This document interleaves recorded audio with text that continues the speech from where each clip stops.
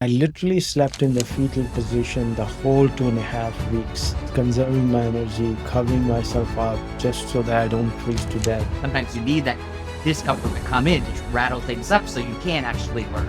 I went to every single consulate embassy I could find in town. I was 17 years of age. I didn't know any better. I didn't even speak English well. I didn't even know what to ask really. It just got under my skin that I will show you. I am already who I am. I wasn't like a depressed homeless person. I lived on $5 a day and I was pretty happy. I had friends around me. I was doing things that I liked doing. I'm happy, I'm content, I'm abundant. Everything else that happens is icing on the cake. Hey everybody, I'm Devin Coombs. I'm a CPA, MBA, and I work at Google Cloud, where I lead multi-billion-dollar deal negotiations as the financial expert.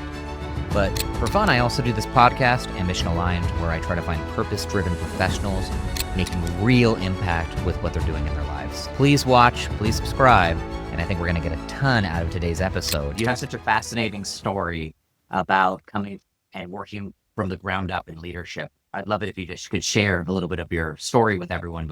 Yeah, Devon, thanks for inviting, first of all. And I think this is part of my story, is how we both got connected. Right? I was in California 3 weeks ago, met a few people, spoke at an investor event, and made a lot of friends. And somebody said, hey, can you help me with connecting some people? I connected that person to a few people, and she connected me to you. And so this is something so fundamental to life and career and leadership and just the goodness of the world is how do we connect with each other? I was in a event this week in Atlanta, a woman in tech, and one of my friends wrote a book called Nobody is Self-Made.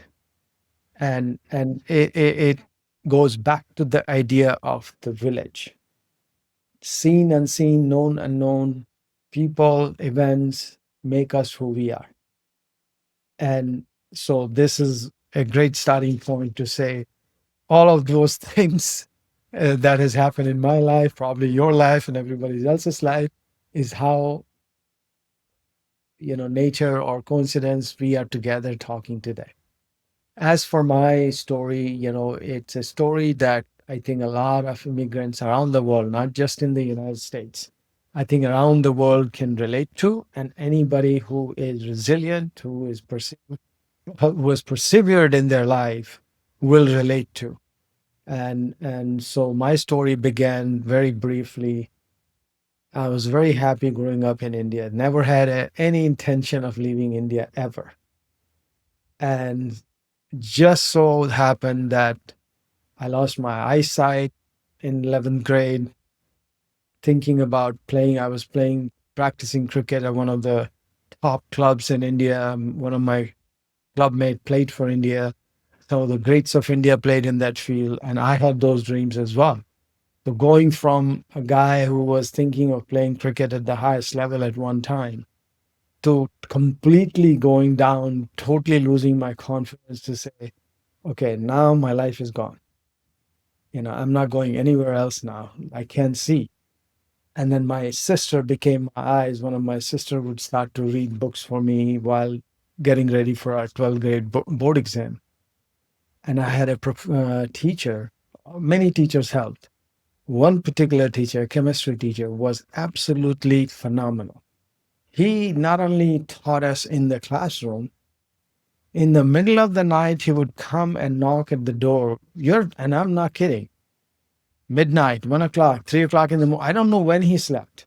And he did that for all his students. We had 72 in my class. He did that for everybody to get us ready for the final exams. And the result was that out of 72, 70 of us got honors in chemistry, whereas in biology and physics and math, it wasn't the same thing. I mean, very few. Physics was the worst. I think 3 or 4 guys got honors in physics out of 72. So there was a direct correlation. And imagine, you're always learning. Those early days of what he did for us, how he showed confidence in us before we knew how to have confidence in ourselves. I never forgot those lessons. His dedication to his students, his absolute dedication. There was nothing. We were not paying him extra. No, no government was not paying him. We went to a school where the fee was 10 cents a month. Okay. It wasn't a fancy school. It was a government school. We had nothing fancy in our school. All of us came from very ordinary families. And so, why I'm sharing this is because all of us had a foundation that we are built on. From the time you're born, even before you're born, your genes have something in you. So your glass is not half full. You come with something. It's not just about money and material. And so those are the kind of people. And then that led to when I was finished my 12th grade. We were sitting in our house one day in New Delhi. House was packed with relatives, friends, just everybody hanging out. And one of my relative, out of the blue, looks at me and my sister and said, "You two, you can't do anything without my help. You won't be able to go anywhere in the world without my help." Out of the blue, he had never said anything like it. His tone wasn't good, and there was a pin drop silence. I didn't argue, I didn't defend. Everybody was quiet. It just the moment just passed. But mentally, I made a decision. And from the next day on, I was in New Delhi. I went to every single consulate embassy I could find in town. I was 17 years of age. I didn't know any better. I didn't even speak English well. I didn't even know what to ask, really. It just got under my skin that I will show you. And I guess as a 17-year-old, it touched my ego. Well, So, okay. Can we pause there for a second? Because I think there's so much to unpack. I want you to continue the story, but from that yeah. perspective, do you think that's was that relative coming from a good place? Like they're challenging you? Do you think that it sounds like that was such a catalyst moment? Or do you think you just took that in stride and made something good out of it yourself? I don't know, where he came from because knowing him prior to that, nothing like that had happened. Everybody loved him, but he used to work for the Russian embassy in New Delhi, and in those days, 300 to 400 Indian students would go abroad every year to study different things, all expense paid. So I think there was this thing in his head that he's very important. He could help people or not help people. And I had no interest in going. I could care less. My sister wanted to be a doctor, so she had some interest, but I don't think so. We had ever really talked about it. So I still don't know why he said what he said in the tone he said, but that changed my life. Stuff with you. Yeah. It sounds like it got under your skin a It bit. just stuck with me. It just changed my life. Wow. So what happened next? I'm so curious. Well, so obviously for the next 1 month, I'm visiting every embassy consulate. In those days, security was not the way it is today. Mhm. So it was fairly easy for somebody to see a young person asking, they would let you in. It wasn't too much of a bureaucracy. And in that process, somebody asked me to go meet the head of US Education Foundation in New Delhi. So I went to see her, and she was a fantastic lady. We talked for 3 hours in a swing in this beautiful Victorian style house. And she listened, she guided, and she told me that uh, do well in India since your family doesn't have money to send you abroad, and then apply for graduate school. Hopefully, you'll get assistantship or things like that, teaching research, and that will open the door. I took that message to heart, never told anybody, just locked it inside my heart. And next 4 years, I was in college. I worked hard. I wrote to hundreds of schools around the world. My room became a library on campus. Anybody wanted to go anywhere in the world literally would come and say, "Ravi, I want to go here. Can you tell me something?" And I would say, "Yes, this school, this program, that program." And 20, 30 days after I graduated, I was in Wisconsin. Oh, wow. And all of this I say to say that I didn't change my life just hoping for something. I changed my life by really making decisions, having developing some sense of faith that this is going to work. Like when I went to the US Embassy for the visa, the guy looked at me and said, Mr. Prakash, you are 22 years of age. If I give you a visa, and what if you don't come back to India? And I looked at him right in his eyes and I paused for a minute. I looked down, looked up, and I said, when you were 22, did you know what you were going to do? And he said, no. I said, then isn't that an unfair question to ask me? And at that point, we had no other questions. He simply said, come back at 3 o'clock, pick your visa. Oh, wow. Yes. So to me, people had coached me to say this or that to different answers, just like you go to an interview. People had coached me to say certain things. And I've always been the person who said, no, I'm going to be very much what is in my heart and soul. And that's what I spoke about. And as life is, you will see when you put in the effort, things just fall in place. I didn't have money to buy the plane ticket. I stayed with my best friend from 12th grade. I had not seen him in 4 years. We talked all night. His brother overheard our conversation. Next morning, we are having breakfast. His brother, who I knew, but I didn't really know, I never talked to him, he was much older. He comes and writes a blank check to me saying, Ravi, you've done everything in your power. You are going to go if you get the visa. Here's the check for your plane ticket. I was just dumbfounded, like, I don't know how to return the money. He said, I didn't ask you to return the money. And that's how we bought the plane ticket. So, all this to say, village, network, putting your foot forward, next step, next step. Don't worry about the 100th step, the very next step. Keep doing what you got to do and be humble about it and recognize people who have done things in your life. It's not just what we do. Okay, let me stop you And there. I want to continue the story, but you're piquing some real interest for me here because it's something I've been battling with for a while, and I'm curious on your perspective on it. And so, yeah, like Maslow's hierarchy, the standard, it's like it kind of everyone's based off of this visual representation of you need to survive, you need to get resources and housing, and then eventually you start working towards self-actualization or like building meaningful relationships and all these other aspects in your life that's kind of beyond the survival. And yeah, when I've talked to people like yourself, feel like those meaningful relationships come before all of that a lot of the time. And I want to get your sense of that. Of you didn't have the money to go on the plane, like on the trip. You didn't have the money to go consider going to college to learn all of these things. But you had the people around you to support you and fill that need. And even deeper than that is like your authenticity, your character is what I like to think of it is you had your values, your guiding values and your personality. You stuck true to that. And like that example of someone getting under your skin, right? They got under your skin because you knew yourself well and you knew like that was a challenge to you rather than someone else might have taken that as an admission of defeat. But you took that as a challenge because you knew you wanted something greater. And so I'm curious on your thoughts on that, or maybe how people can apply it in this like technological world on the importance of connections and character.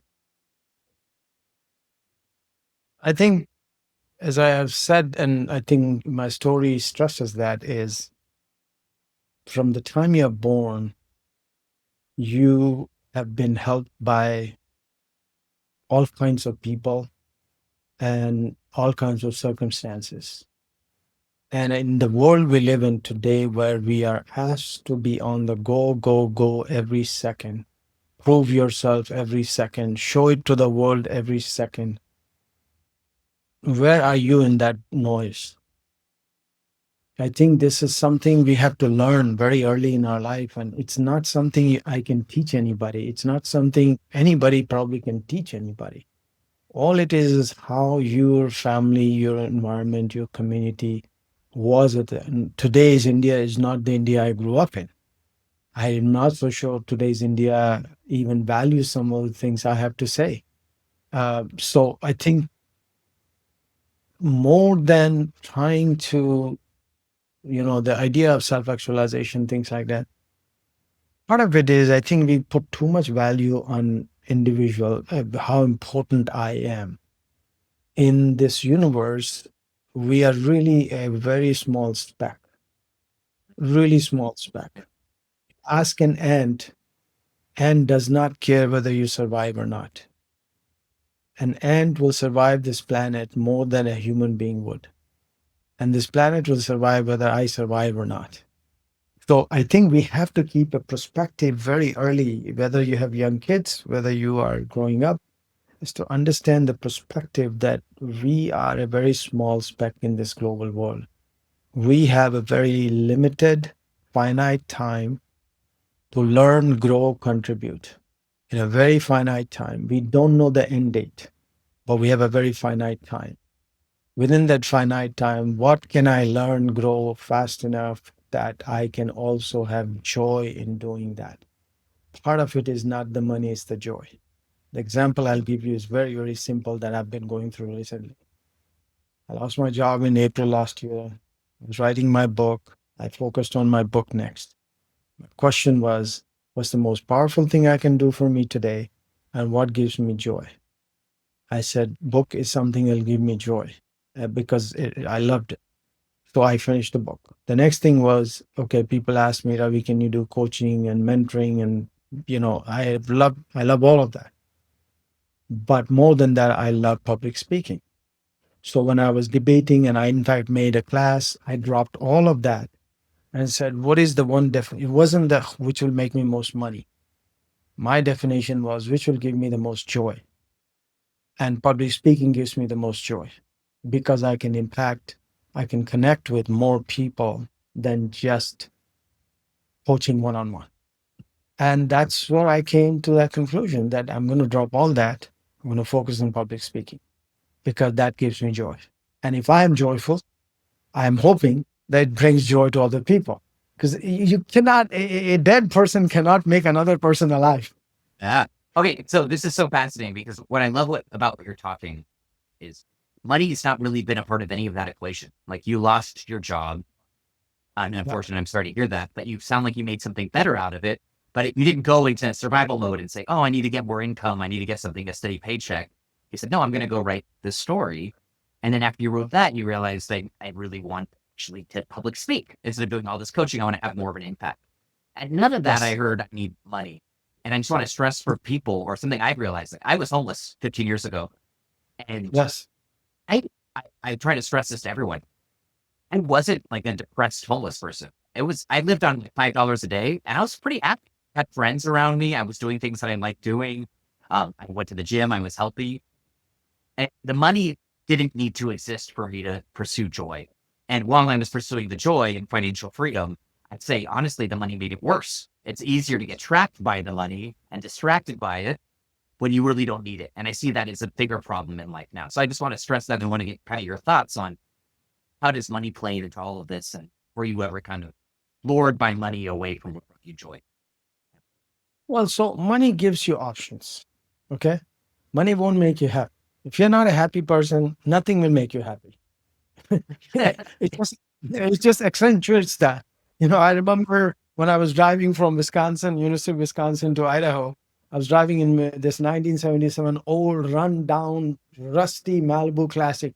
No AC, nothing. I slept in the car the whole time. I took 7 days to drive. I talked to all kinds of people on my trip. The reason I'm saying that is I had absolutely $0 in my pocket at the time. There's some good people that I met in Wisconsin. They became like my extended family. And they gave me like this camera you see behind my back and a ice box and a little bit of money. The local community gave me that. And I kept that money and the food that was in that ice box. I had to kind of ration it to last the 7 days that I arrived in Idaho. But I had the best time of my life. I slept in the car. I talked to all kinds of people. I took the back roads. I had never driven in the country. I was looking for what's next, this excitement about life. And so this is a difference of how you look at life too. For me, it was discovery, adventure. What's next in my life? I'm 22, 23 years of age, and I'm in a totally new place. But today I was able to write the book last 6 months. I don't want people to, they have to relate. I've been working I've been here 36 years. I've worked very hard. So I had saved some money and I still have a family and mortgage to pay. Because of that, it allowed me to write the book in the last 6 months. When if I earlier back in 2007, 2008, I had lost my job for a year. We didn't have a penny. I had to work, find a job. I couldn't be writing a book at that time. So your circumstance change in life. But I've never put money as the criteria for success. It's never an if then else statement. If I make X, I will be this. If I do Y, I will be this. No. I am already who I am. I'm happy, I'm content, I'm abundant. Everything else that happens is icing on the cake. More effort you put in, more people you help, more places you go, more experiences you have, you are simply accentuating who you already are. I love this. And so this is where I feel like people get too trapped nowadays. Is so many people are focused on the money, like these fire movements. You hear a lot of like, how do I get enough? So I will tell you, I'm part of a fire movement. I actually run a fire class in Atlanta. Oh, okay. Tell me more. Here, but here's the thing about that. In the fire movement, when I am talking to the people, I'm like, look, yes, you need the money, but don't lose your life. Never lose the perspective of the life. Look, we have to be smart. We have to be smart and practical as well in life. So while you are on your fire journey, fire journey to me is very simple, right? In America, we have been sold this good of, I think, a false narrative, so to speak, that everybody has to have a house, everybody has to have a nice car, and everybody has to be able to spend whatever they feel like at whatever time, whether they can afford it or not. All the Amazon boxes at any time. One click buy. Exactly. Amazon has made it easy. We just have to click once and it shows up at our door like in a few hours sometime. That's a really false narrative that has put majority of Americans who can't even afford $1,000 in emergency today. And this is not just today's news, right? For years and years, we are listening to this statistics. Most people in America, 70, 60% cannot afford $1,000 emergency. I think that's pathetic. In a country with the resources we have, with the biggest resource I tell people who come here new and who have lived here all their life, there's hardly a country in the world where there is a public library in every corner of this country. Yeah. And you know how powerful that is? That is one of the most powerful things that people ignore in this country. It's free. First of all, it's free. You go, get a card, and in today's world, if you want to study anything, you can go to a public library and become somebody from there.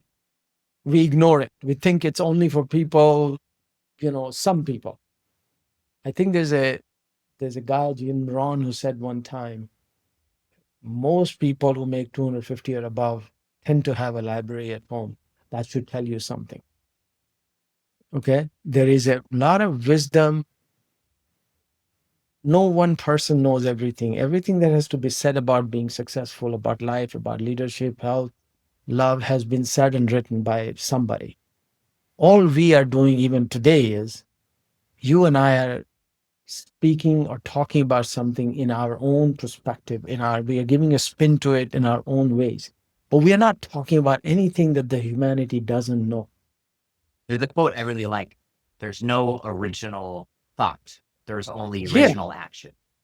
Yes. So I think money is important because right now, if I have to help somebody in some place, or I'm passionate about conservation, or I want to help somebody with education or nutrition, if I have the money and I have the connections and I have the desire and the energy to do it, I am able to execute that easily. Even if you don't have money, you can do it because that's where the resourcefulness comes in. I can talk to 10 people and say, look, here's the idea, here's the game plan, here's this, and find some people who believe in those things. And then you can execute it. So money is important, but it's not the thing that lets you, it's your idea, it's your energy, it's your desire, it's your commitment, it's your really, you want to pour something in life for other people. Your life is for you, but you really live the life for others. And that's the mindset you have to have, whether you live for your family or community, or you're leading a team, you have to go with that mindset in my point of view. Yeah. So let me recap all that. We've covered so much ground, and I want to get back to your story because time's going by way too fast. I feel like I could talk to you for a couple hours and buy you dinner. Um, so we covered some ground there of, money is a tool. And there are times and seasons in life where you need it. Like me, when my daughter was born. And if you have no money in the bank, you need to provide for your family. That is a worthy goal, but it's not the end goal, right? At the end of the day, it's just a tool, and you can do things like you or I did, where you could live on like less than $5 a day, less than $1 a day, and have the generosity of others and have the time of your life. The money isn't going to bring the joy. You have to find the joy within yourself. And we talked a bit about, but it's not about yourself, it's about others. And there's a bit of aspect of that, of like losing the ego to attach your joy by helping and serving others. And so I'm curious to learn more about how that interplays into what your next step was as you were driving to Idaho. What happened next? Well, so I ended up going to 3 graduate school in the U.S. I went to Wisconsin, Idaho, and then to North Carolina. And bottom line was that all these 9 years that took me from 88 through 97, it was a long 9 years. I didn't have a job. I didn't have money. I racked up 100,000 in debt. I didn't have money to eat food many times. I would go hungry. I would just drink water. And when no one was looking around on campus, I would pick the food and eat that food. And that's how I survived 9 years many, many times. The worst was the first Christmas in Wisconsin when everybody went home. I was living in this big old 200-year-old home with several students. Everybody was local. They all went home, and nobody really invited me to go with them. And I had no money, $0. First winter, minus 60, minus 70-degree chill. I didn't have a bed. I had a mattress on the floor, and it was freezing cold. And so next 2.5 weeks, whatever the time was for winter vacation, I think I had a couple of pennies. I showed up somehow, I don't know how, to a local grocery store, and I was freezing to death. I told the guy, look, if you have bread or food that you're throwing, can you give it to me? And he gave it to me. And so there was one loaf of bread, one or two apple, and I literally slept in the fetal position the whole 2.5 weeks, conserving my energy, covering myself up just so that I don't freeze to death. And all I did was I drank water, had that one loaf of bread and 2 or 3 apples. That was a defining moment. As I look back to it, coming to America helped me discover me more than anything else. Can I withstand this? Can I withstand that? I had 2 interviews I went to early in my life in those 9 years. No, yes, in those 9 years. One interview, a guy walked me out within seconds of arriving there saying, Mr. Prakash, you don't have blue eyes, brown hair, you won't fit in. He just walked me out of the interview.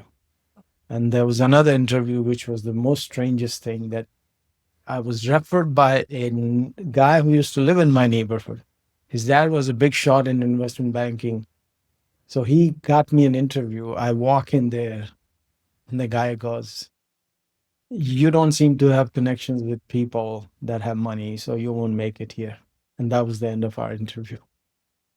And then I write about these things in the book. Is in Idaho, I had an accident where I ended up going to the police station, where the local professor is the one who was involved in the accident.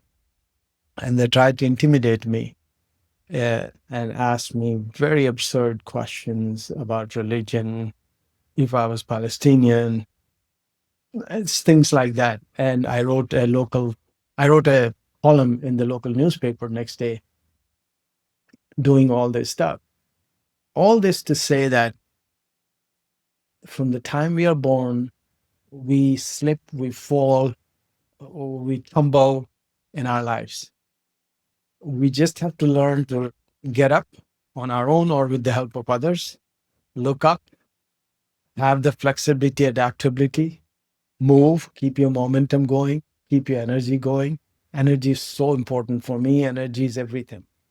Without energy, we can't do anything in life. So doing things that gives you energy is absolutely, so people talk about burnout, right?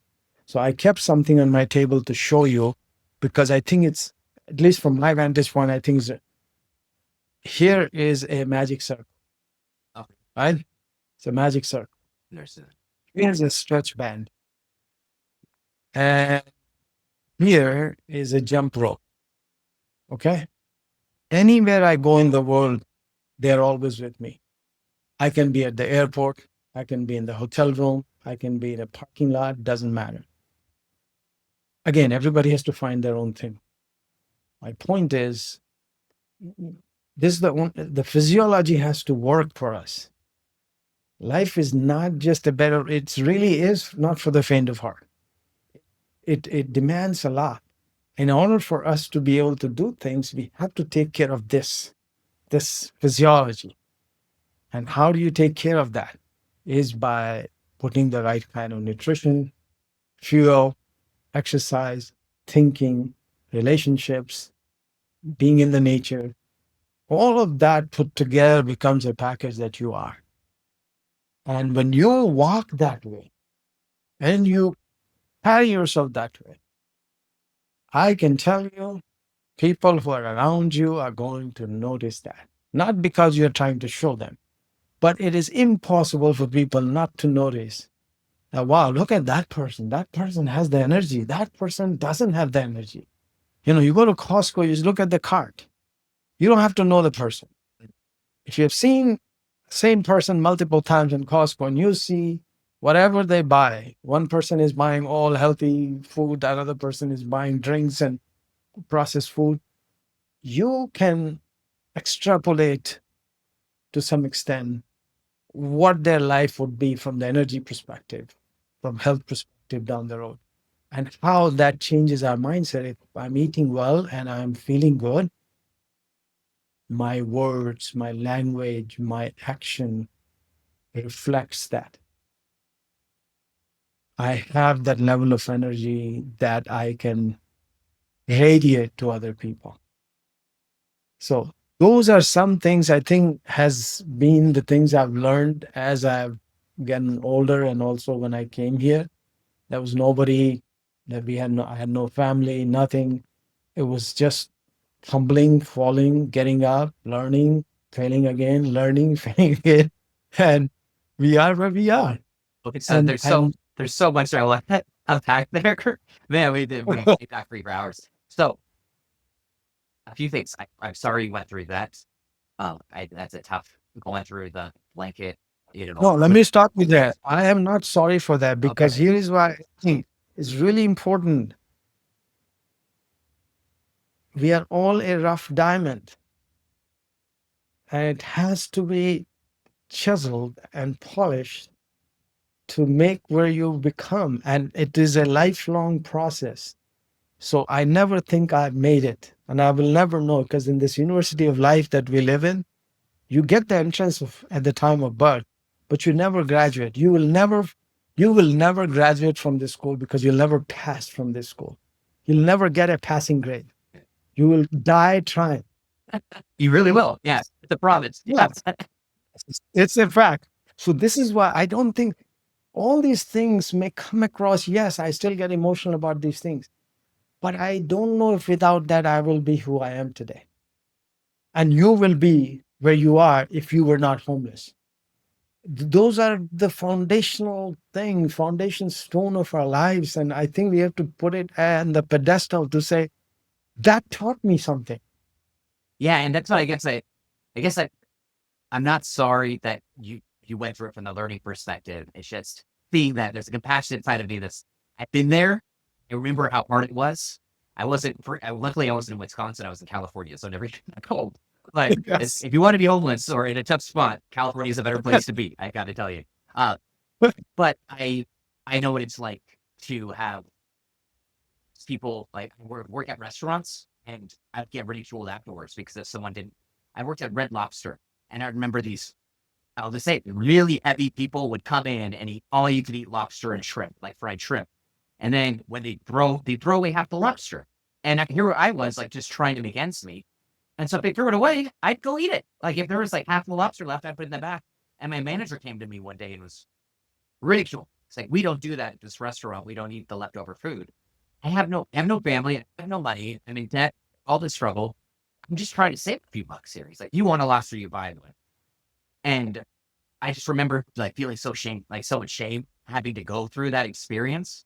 But I also now know that that made me get so much strong. It made me who I am now, where like, I don't need those fancy things. And if I see someone who needs a little extra something, I understand what they're going through at that time. And so I'm thankful for those memories. And I guess what I'm trying to get at here, and I'm curious from your perspective, is how do we, in this world where everyone wants more and wants comfort and stability, it seems like it's those moments that put us through the fire that get rid of the impurities, right? Like I gotta say that before I went through that, I was just a scummy teenage kid. I was still a young adult kid trying to figure out my way and be a musician and with big dreams. And putting me through that made me understand a bit more what it was like to be human. And maybe people try to shy away from that a little too much nowadays. Try to shy away from the pain and the hurt and the perseverance in order for comfort.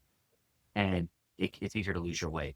And so, yeah, I want to kind of tie that back into your story about, I know we're running out of time. I'm curious on your thoughts on that. And then I'd love some time for to talk about how that relates to your book. Like you going through all those ultimately manifested and a lot of work went to writing into this book. So I'd love for you to talk about that and plug it a bit. Yeah, so if I got you correct, I mean, I think human beings are the same everywhere. We all have desires, we all have the need, and they are the same. They're not different. They may look different to people, but they're really the same. And I think Tony Robbins talks about it very eloquently. The 6 needs, right? Certainty, need for certainty, need for uncertainty, need for significance and love and connection, and then the spiritual needs of contribution and growth. So this is universal. And I think how we fulfill those 6 things is the question. And we all need all 6 of them. But it changes with our life and which phase of life we are in. And you may value XYZ more today than sometime else, and wherever you are in your life's journey. And I think there is always amazing people around the world in every part of the world. Look, this idea of generosity, leadership, smartness, genius, it's a bell curve. It's all over the world. I think the difference is sometimes the environment. You know, you have amazing people everywhere, but the environment may not be conducive to what they are trying to do or what they need to do. So I cannot ask a kid in Afghanistan to dream of, I can always ask them to dream, but the challenge is in the environment he or she is in is so different from the time they're born to a kid who grew up in Atlanta. There's just no comparison. You know, and now this is where I think you and I would tell if you're talking to a school or university is we all complain at times, but really, if you live in Atlanta, today's Atlanta, and you are poor even, you still have so many things available to you that most people in the world cannot even imagine. A library. Oh my Lord. What a library. Yes. I mean, it's just, there is parks. I can walk in the park, a clean park. Nobody's shooting at me. I'm safe. Things like that. So I think it's always about the context. It's always about the perspective. You know, somebody is richer than who, somebody is better than who. It's a contextual issue. But at the end of the day, who really cares? Like, Yeah. who cares? That person who you're judging yourself against, where you're saying, oh, I wish I did more of that stuff. That same person isn't looking at you. They're looking at the person that has more stuff than them. And they're saying, I wish I had. So no, everyone's looking at the next person who doesn't care about the other person, right? It's ridiculous. And that's where the narrative is that We have to get away from this narrative of just stuff. The narrative is that you have to master you. That is where I think the whole book I wrote, this is where I continue to focus more on is at the end of the day, we will never master ourselves also 100% in our lifetime, but we really have to master ourselves. What drives us? What is my blind spot? Ask people, what are some of my weaknesses? How should I avoid those things or handle them better? If you don't master yourself well enough, then you will go wherever the wind blows. And when you're like that kind of a person, nobody respects you. They might be nice to you in your face, but you'll never be respected. And you will never be able to lead teams when you don't have a foundation. When you're leading teams, I've led very large teams.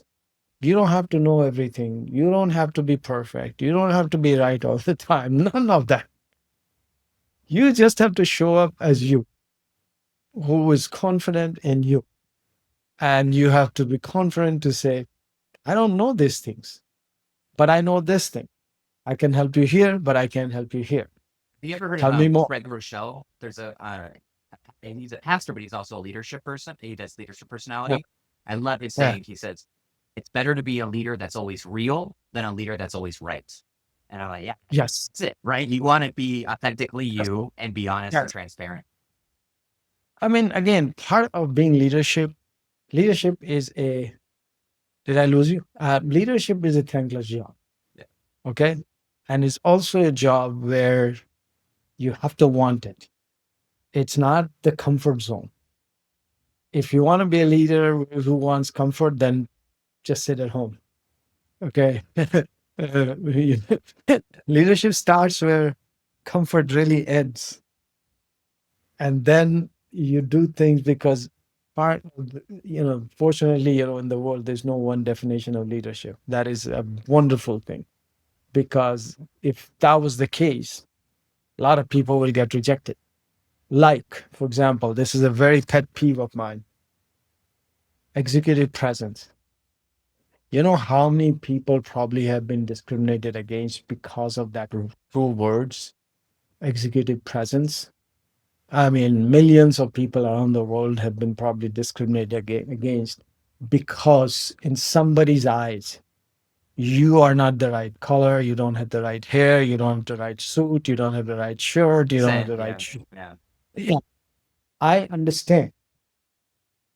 To me, it's not the executive presence. Presence is important. Can you be present? If I'm with you, can I be present with you in all of my senses, with all of my senses, not just my eyes? All of my senses are there connecting with you. To me, that is so much more important than any executive presence somebody can have. Because there's a lot of executive presence is all fake. As the people say, fake it till you make it is one of the worst advice anybody gave anybody.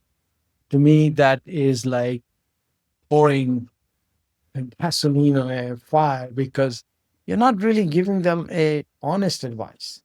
You're telling them, don't dig hard, don't dig deep inside of you to figure out how to do something or who you want to be. You're simply saying, fake it, fake it.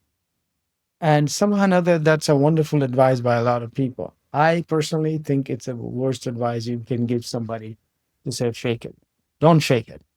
Fail, learn, fail, learn, whatever it takes. Again, outcome. One of the big thing I write in the book and things that I've learned in my life, and there's a lot of research behind it as well. When we start to make decisions, decoupling it from the outcome without worrying too much about the outcome, that's when we develop what I call the element of faith in self. And it opens up the possibilities of life and experiences of life. Because then I don't know if I'm taking these 5 steps. I don't know exactly what the outcome is. Maybe I'll like it, maybe I'll not. Or maybe I'll get an outcome that I never thought about. And that opens my eyes to something new, something exciting. So you will see that a lot of people who are good decision makers, it's a muscle you build time and again, you keep doing it. It opens up so much more opportunity. For me, it has opened up so many opportunities in life because I made decisions. If I had not, I think I'll be sitting in the zone of comfort where nothing happens. You feel good, but nothing happens.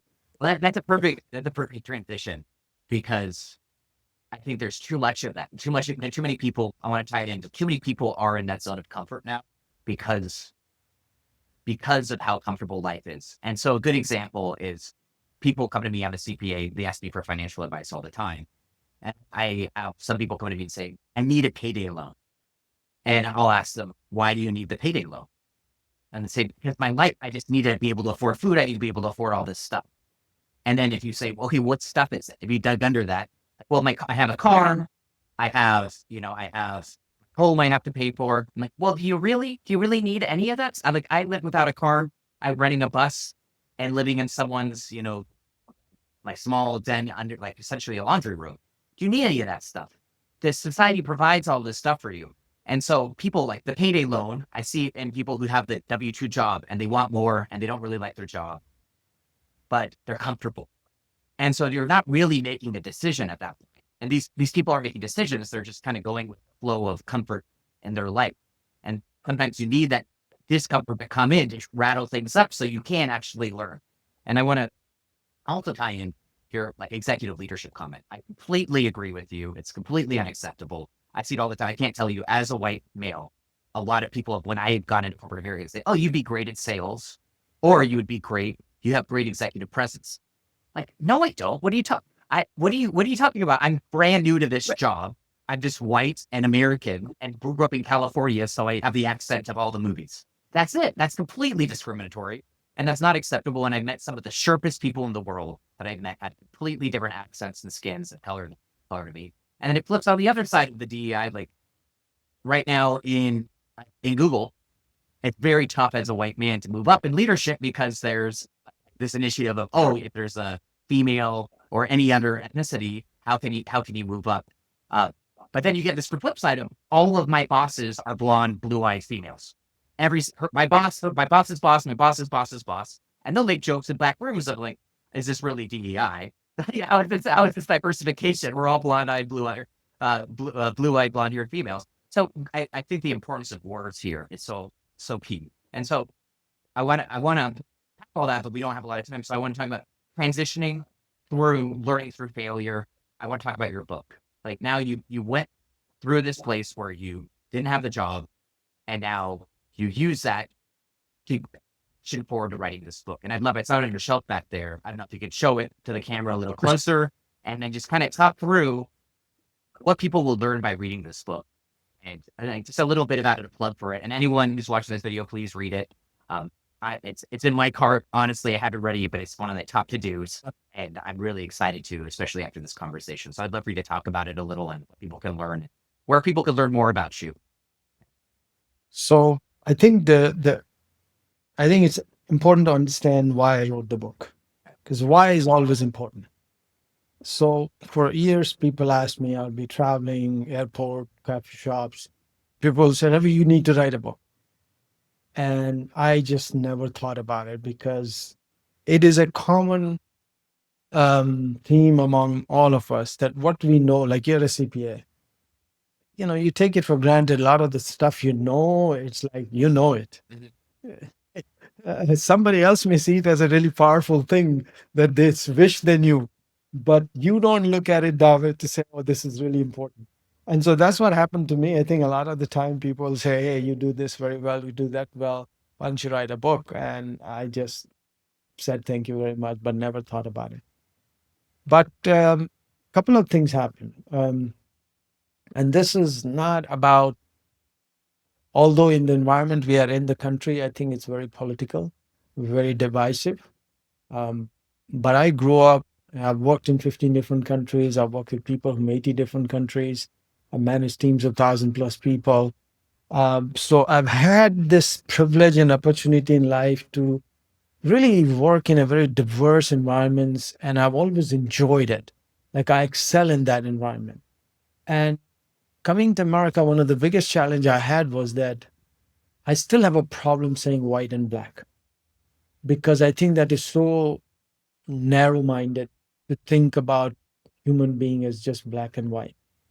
And I recently read a book called Whistling Vivaldi and Other Stereotype and How They Impact Us by Claude Steele.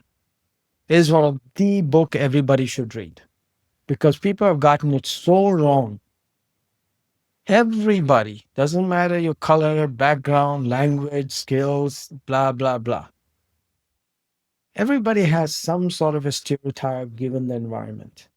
So if I put you in a group, if I put you in a group of people who don't know how to play guitar, or they are absolute experts in guitar, and you are, just starting out, you might have a little bit of inferiority complex there to say, oh my Lord, these people are just way above me and I'm not there. And in that moment, if I accentuate that part of your mindset, that you're not that good, it'll take you 10, 20 years to be where these guys are. And if you internalize that, you are not going to make progress. But if you came to that room and I said, Devon, you are in the best place that you could be at this moment because you are among best of the best and they are the best in teaching you. And this is a place where you can go from 0 to 100 in no time. Even if you didn't have the right skill, you will put the effort to get there because this is where you are not thinking about your lack of something or thinking of the possibilities of what can happen. This is what we do to each other. Whether it's black, white, brown, we are judging people. Hey, you're an Indian guy, you must be in IT. You are from South Africa, you must be an accountant. You are from XYZ, you must be this.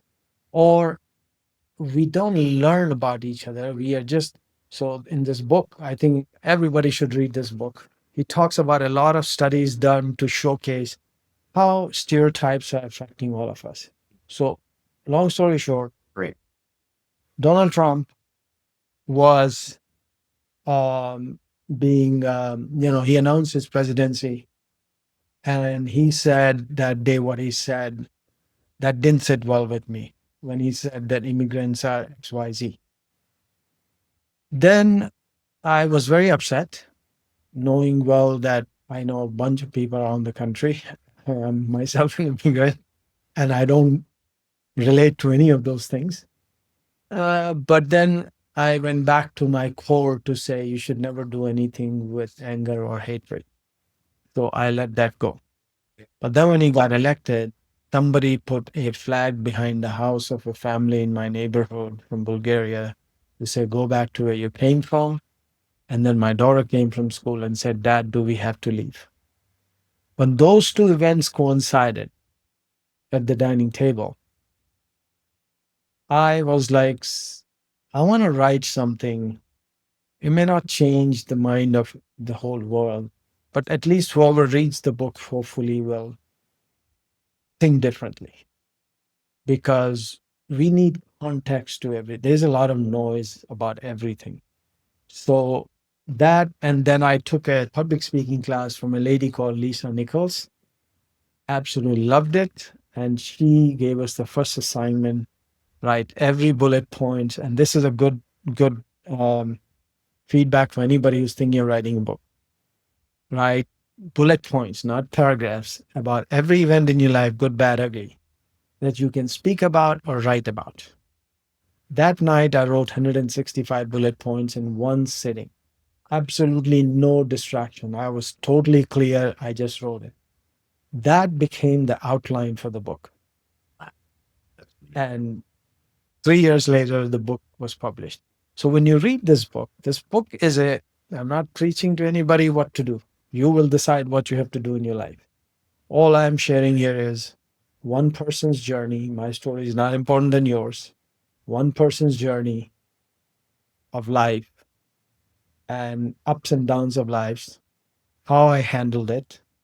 Hopefully, through the thread of these stories, you'll see your own story within it and pick and choose what works for you. And each chapter ends with what I call the University of Life lessons.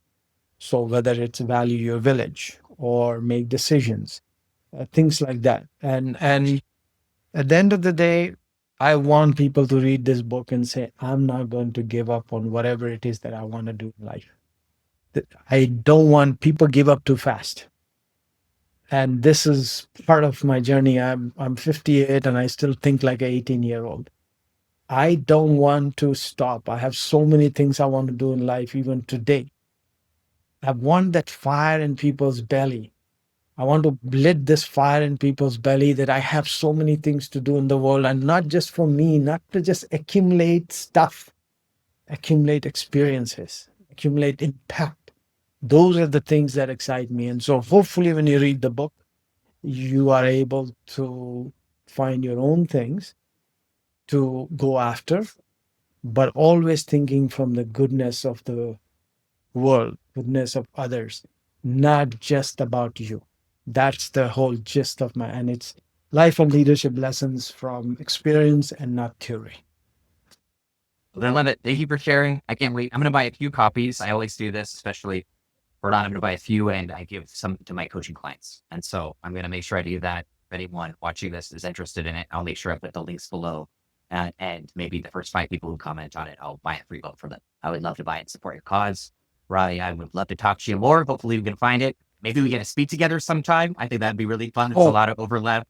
And if there's anything Sure. else I can do to support your journey, it's inspiring to me. Well, And it's a pleasure to talk to you.